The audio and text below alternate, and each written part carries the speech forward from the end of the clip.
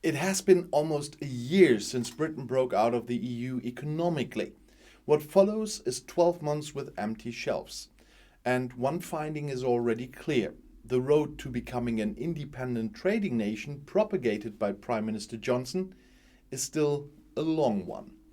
It seems like an irony of history that Donald Trump is also feeling the consequences of Brexit. The former US president cheered and defended Britain's exit from the EU. Now, his luxury golf hotel Trump Turnberry in Scotland is also suffering. The annual report reads like a summary of Brexit concerns. A lack of workers due to a shortage of EU employees, but higher costs due to increased customs and transport fees.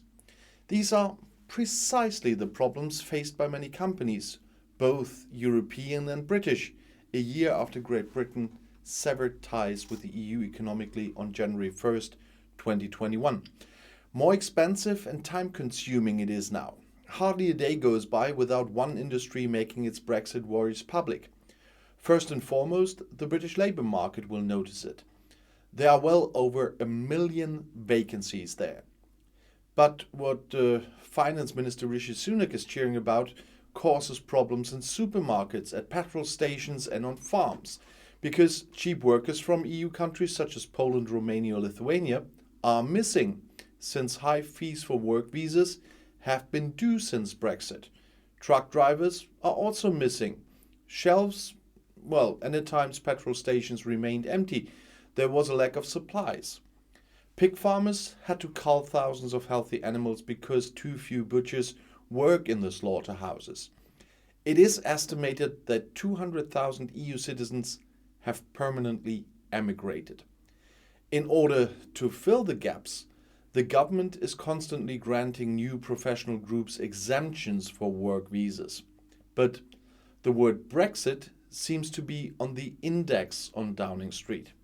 Prime Minister Boris Johnson and his cabinet regularly deny that leaving the EU is responsible for the problems. Rather, they insist that Britain, like many other countries, will be hit by the consequences of the pandemic.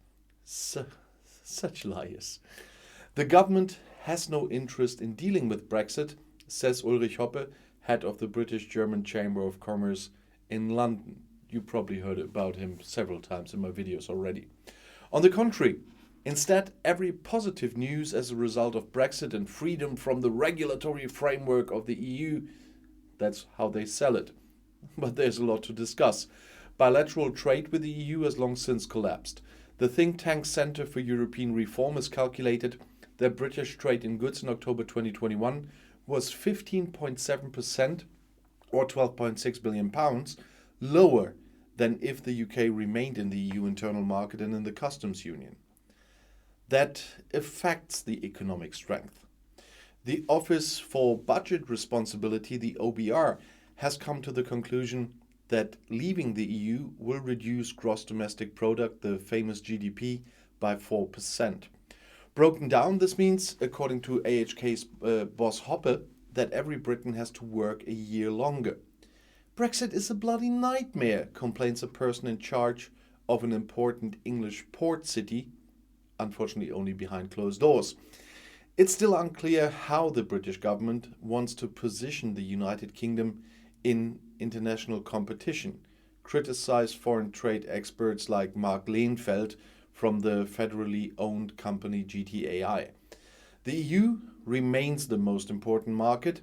The targeted trade agreement with the USA is a long way off, also because of political disputes over Northern Ireland, which are heated by the British government.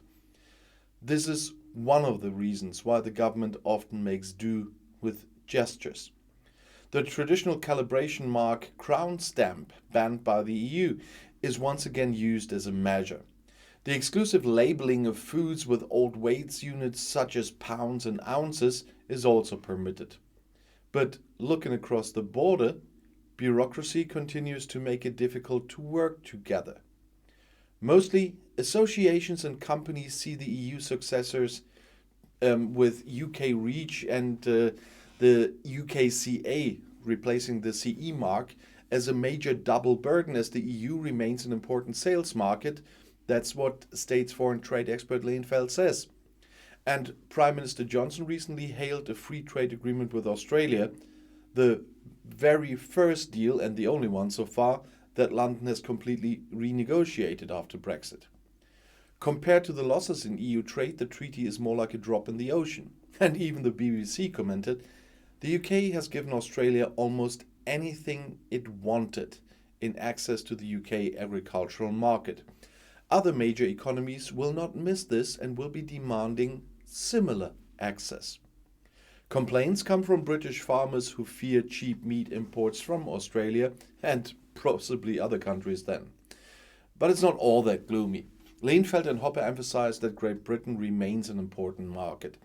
In some areas, the British government is acting pragmatically, so now goods suppliers are allowed to enter without a visa and install machines or kitchens from the EU, for example.